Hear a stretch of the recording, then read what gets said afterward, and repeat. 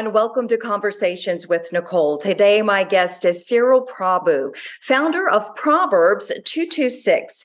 He began the organization in 2012. The goal of Proverbs226 is to provide children with proper education and the tools to mend their relationship with their parent and or parents who've been incarcerated.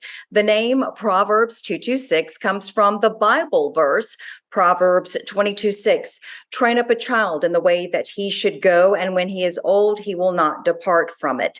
Cyril is also the author of Are You Dancing in the Rain? His podcast is called Be Encouraged. I'm excited to have Cyril on the show today, and this is part one. Cyril, thank you for being a part of my show today. I appreciate you.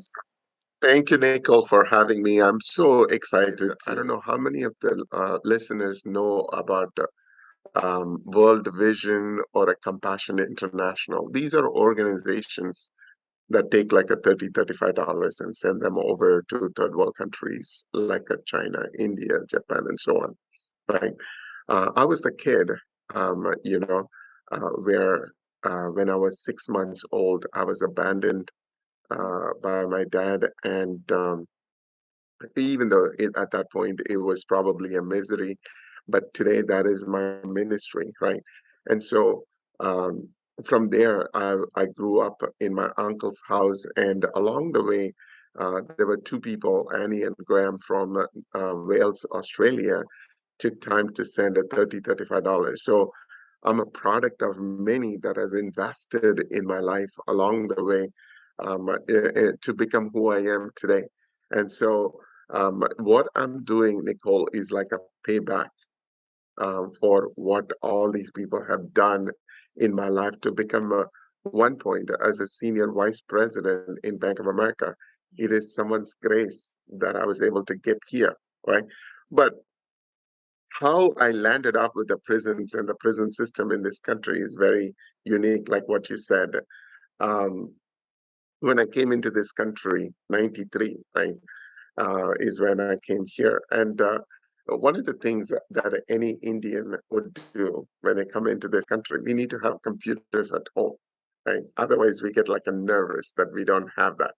And so here I am, went to buy a computer from a store in San Leandro, California. And what happened there, Nicole, is this, that the sales guy said it's like a 1475. So I took the money of $1,100 bills, right? So I just gave it to that guy, and he said that he didn't have a change for $100 because it was all $100 bills, right? So I left my 1400, went down to get the change. But I was like in the streets of San Leandro asking people, do you have a change? So people were just like moving away from me thinking, why is this Asian guy running around with $100 bill? And where did he get the $100 bill, right? So when I got the change, like 20, 30 minutes later, I came back up, and then I found out like the guy who took my 1400 is missing. Not only that, there were 3 or 4 other guys standing in the counter saying, come on in. So I walk in, right? And I did not realize what had happened between the time I went out and came back in. That store had been taken over by a bunch of people. And when they had come into the store, they all had the masks, right? And so they did not realize there's one more guy that is outside who's going to walk in. So they all had taken the mask out, and I'm walking in. So I saw them by face at this point, right? So they're saying like a face down, don't look at us. There's just like a noise, and there's like a click of a sound of the gun. And in my mind, it's still not sinking. The guns can shoot, right? Because I've never seen gun in my life. And so I pushed their gun, which was on my chest, pushed the gun, and I'm looking for my $1,400, right? And so soon they just like pushed me on the floor, tied my hands to the back and my legs together, plastered my mouth, and the plaster all around, to shut my mouth. And they dragged me to this dark room, and I see the sales guy who took my $1,400 tied up just like me, right? And it is probably a bad time to be in a bad place, right? Um, and the thing is, Nicole, when we see our life to almost to the end, like you saw the death very close by. They could have shot that night in '94, right? But somehow God spared my life from there. So to me, Nicole, every day is a gift. Every minute is a gift. Right. My life would have been ended at that point. I could have been gone, but God gave me this opportunity to, live another day, live another moment. So to me, every day is a gift. It is. And from that, you decided something had to change to help people not to go down this path. So how did move from there is initially it all started my day job, Nicole, is a data mining. So I just like this is what I do for my living, you Yeah. know. So when you have like millions of rows, that's what that's where I survive better. And so I started to mine the data about the guys who put me through this. Right. Right? I was trying to find out who are these people? Why are they doing it? What is driving these people to do it? I just wanted to find out about these guys. And it didn't happen overnight. The first 2, 3 months, it was like a nightmare thinking about like what happened in that room. But once I gotten over that point, I was just starting to do all these research. And then one led to the other. I realized it's not just them. There is a systemic Mhm. downfall that is leading them into this. Nobody with the right mind will go and rob a bank or rape somebody or do something, to somebody else if they have all their needs met. It's true. There is something broken here. That's what led to looking towards the prison system. And I realized how broken some of those pieces are. So there is a systemic downfall that is happening to this nation. And so first I thought this is an African American problem because all my data was pointing towards that. Any African American that is born today, right, has a high probability of going to 1 out of 3 African Americans that are born today has a huge probability of going into a prison jail or die before the age 30, right? There was also another data that pointed me to say 1 out of 3 men in large cities in America are serving time in prison or serve time in prison. 1 out of 3. And so I thought this was an African American problem, right? But then I see another group of people that is in a large set that is inside the prison, which is like the Hispanics or a Latino population. Between these two, it varies from city to city and the state to state. But if we put them all together, 66% of population comes from either African American community or the Hispanic community, right? And so there's got to be some commonality between them. And as I was researching through this, and I found out that 8 out of 10 Latino moms in this country that are giving birth are single moms. Mm. So it's the single In mom one end, aspect. yeah, so the one end, we don't have fathers at home and men at home. And the other end, also, there is no men at home, right? So the commonality between them is not having fathers at home. Nicole, this is my theory. If we can bring fathers back into the lives of these children, the crime in this nation will come down. Mm. Profound. There is absolutely no one can dispute these facts that are happening around us. And so the other thing that I found very alarming in all my research is this, right? 1 out of 8 kid that goes to elementary school does not complete high school, Mm. right? That's sad. And every year, close to 6.6 million children are dropping out of school every year. right? In this country. No country like this, no developed country like America has lost its vision on education like USS, Yeah. right? How can we have like this many people drop out of school, right? And the other thing is that 75% of the national crime in this country is done by high school dropouts. In fact, Mm. we lose 25% of these children after they come to high school, right? And so, in some cases, what was very alarming for me is that the cops are waiting in their school for the kids to show up, so the kids drop out, right? And when I found all these data, especially with the children, right? We have well over 63,000 children that are serving time in prison, jail, or some correctional system today. Isn't that so Right? sad? Children in jail. It's horrific that we even have a sentence like that. Right. And in fact, like, 10,000 of these children are below the age 13. 3,000 of these children are serving time in prison without parole. Which country, allows this much of atrocity to the next generation. Because if we take the next generation out of this picture, then we don't have a future for these children.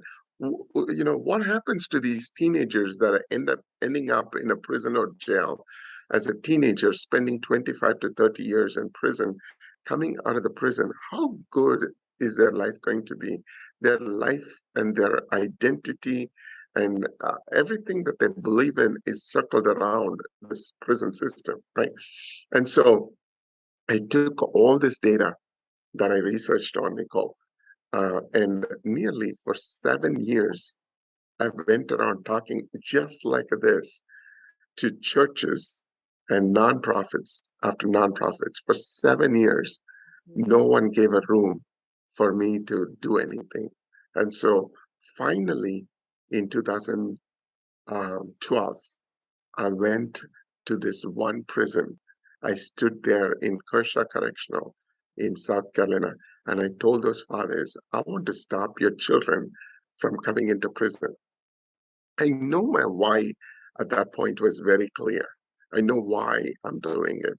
I know the what even very clearly because the data had enough information. But I did not know my how. How am I going to do it? It wasn't very clear. And so um, from there, Nicole, what I did is from the very beginning, I had this vision to stop 1 million children from going into prison. That's the vision. For if we take Proverbs 2 to 6 at the core of it, that's what it is. We want to stop 1 million children from going into prison. People say, like, where will you find this million? I'll talk about it in a minute. But the how part of to take it to the next level wasn't there. So here's what I did. Come June of 2012, I took school supplies into the prison and I turned that prison into a Walmart, right? I allowed these fathers to pack the school supplies. There was just like an excitement with these dads standing in these long lines and they would come and they packed the bag and we had separated these bags to go to Columbia, Greenville, Charleston. The music in that room was like it was so loud and excitement, right? And so we took that school supplies. One of the cities that we were supposed to go is Columbia, which is where Columbia, South Carolina. A lot of our kids were there, right? And close to 88 children were from that area, from that first batch of fathers that we had. So I took these school supplies to Columbia, rented a place in the middle of the town, and invited the families to come. I had like a sheriff of Columbia there, had like wardens and chaplains. We had a music band. We had Coca-Cola send some food and water. We even had like a Fort Jackson send army men. We had volunteers. It was just like a big deal because it was our very first event, So, right? Cyril, just to be clear, were these the children of their fathers Inmates. who were in prison, right? So, what Correct. you're doing, where you were helping these fathers do something exciting for their children who are on the outside, and were Correct. empowering these kids to see, my father cares, my heart will change, and you're bringing them together so some healing can begin. I want the audience to understand they Absolutely. were putting these backpacks together for their very own children that were coming to Columbia to receive a gift from their father. So this Right. is how the healing begins, and to keep the children from not repeating what their fathers did, correct? Yes, absolutely. And the thing is that the bags had like a love letter from their father Oh, it's so and also a blessing so they can, bless the kids before they go to school. But here's what happened, Nicole. Only 4 out of the 88 showed up. oh no. It was very heartbreaking because the families did not even believe that this is even possible to happen, right? Mm. Only 4 children showed up, almost like if somebody threw their hand into my chest and pulled my heart out and threw it on the floor. I was crying, thinking, God, I thought this was your vision and you wanted this to happen for these children. I've done everything to get to this point, and these kids haven't showed up, right? And so we sent the book bags to to their homes. I had volunteers, so I sent the book bags, and the families threw the book bag out and said we didn't want to do anything with them. Wow. The hurt and pain was so real, Nicole. Um, these kind of like a bags or anything like this is not going to change overnight their perspective about these men. So I went back to the drawing board. But the one thing I know for sure is quitting is not an option. Okay. And so that wasn't even in my mind. So I was trying to figure out what's next. How do I, get past this one? Even though I was like broken inside in million pieces. And so I took the following year, March of following year, I took 18 children go see their fathers. In fact, I have the whole event recorded by Billy Graham Association. So I have that for people to see in our media page. And so these 18 fathers and 18 children came together, and I had asked these fathers to get on their knees and wash their children's feet Mm. and ask for forgiveness. Power. Because if you are real to your children, if you show that part of yourself to your children, then your children will respond back to you. That was the core of that effort. Right. Nicole, here's what happened. There were kids, very young kids, as old as 6 months old, showed up that day, right? Those were perfect. Those were during the time of like the Easter, and so there was a lot of resemblance to the Last Supper, and everything was happening in that moment in time. But more than the children, those 18 fathers, they were part of the program, but they were not part of like what I was trying to address. Right. 18 fathers who washed their children's feet when they got released from prison. Not even one of them came back to prison. The That's thing is, the difference oh, that is the difference. I mean, in you other talk about programs. like, yeah, across this nation, we've Yes. been doing prison fellowship, we have been doing prison efforts. Prison fellowship has been in place since 1974. When they started the journey, right, in 1974, we only had 250,000 people in prison. Today we have 2.3 million people in prison, Mm. right? This nation hasn't grown by 450% for us to have this many people in prison, right? And the one thing that many of the prison ministries work on is recidivism. And I'm not putting any of them down because there is a role for everybody to play in this space, right? And they're working towards like helping these fathers to change their lives so that the measure that they have is the recidivism, right? That's the term used for repeat offense. And so the national average is at 70%, 70% chance that if you get out of prison, right, in the first 3 to 6 months, you ending back into prison is about 70%, right? But in this last 10 years, Nicole, right? These fathers that have washed their children's feet, only 1.8% has come back to prison compared to a national 70%. Cyril, why This that? Why is that? What's the difference? two, What are you doing differently? two or three things, right? Number one, we're bringing families into the picture. We're bringing the children and we're trying to help them be a platform. We don't need to solve everybody's problem, but we can be a platform for them to solve their problem. When you know Albert Einstein wrote a theory. He said, like, if you are trying to solve a problem, and if you are doing exact same thing and expect a different result, that's insanity, right? So you need to have a paradigm shift from what they're doing. Right. A lot of great programs like a Big Brother, Big Sister that is out there. They're working with the children outside. There are great ministries like a prison fellowship that is working inside the prison. So the thing is, they are working in two separate corridors, right? When the guy gets out of the prison, gets in touch with their children, right? If that father is not melted and molded, Mhm. he's going to come and hurt these children and hurt these families and ends up going back Right. into prison. Or if the children are not part of Big Brother, Big Sister, and the father is like a really ministered by prison fellowship, comes out and the children shut them off, this father ends up going back to prison. Well, there's been a disconnect. You're bringing Yeah, them, you're connecting them, you're bringing yeah, them together.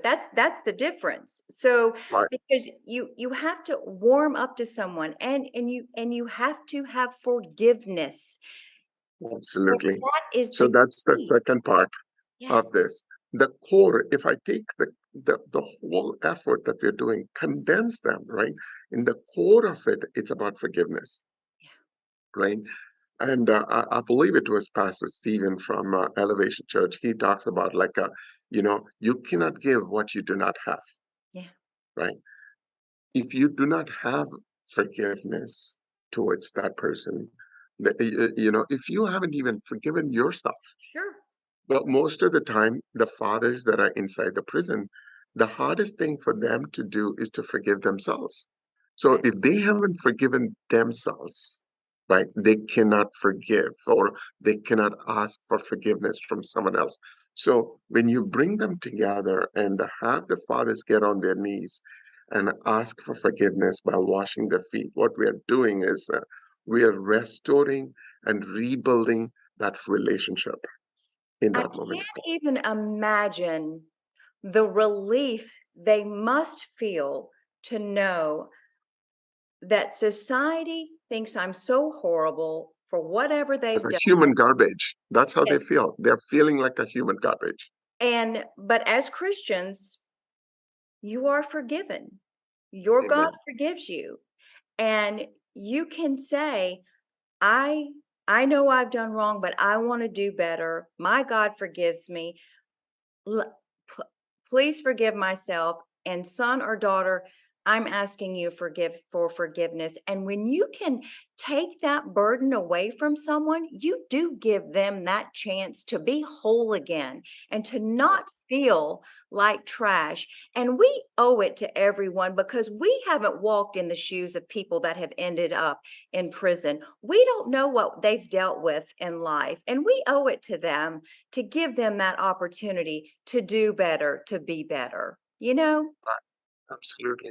I mean, the thing, somebody even asked me earlier this week, I was in another interview, and they asked me, Cyril, what's your biggest hurdle? What was in this last 10 years? What has been your biggest challenge? I told them it's the church. I told them that there's no way that I sacrificed my Christ or my God inside the prison. I've done, everything possible to take and model. I may not have preached the word like how some of the churches preach to their people. I may not have done that part, but I lived that part inside. But the hardest thing, Nicole, for me is to convince the churches to come and be part of this journey, right? I've even fought with the church in several occasions. I was telling them, explain to me what Matthew 25:40 says, because it says, I was naked, I was hungry, I was sick, I was in prison. You came and you clothed me, you fed me, you came to visit, and you were there to in with me to come and see me in prison. And when the righteous ask, when did we do this for you, God? And Jesus says, like when you have done it to the least of these, you have done it unto me. These guys, when they get released from prison, they're lost. Yeah. They're lost without hope. They're almost like they're like a lion lost in the jungle. Which is why you need to help them while they're in there so that when they come out, they're not lost. They are found with their families, with their children, so they can become productive citizens and they're not just getting back into the same habits that they were before that got them there. You're putting it out there. So for those that are listening today, this may be something that they want to take back to their churches and do differently. But thanks for joining me for part one of my conversation with Cyril. Join me tomorrow for part two.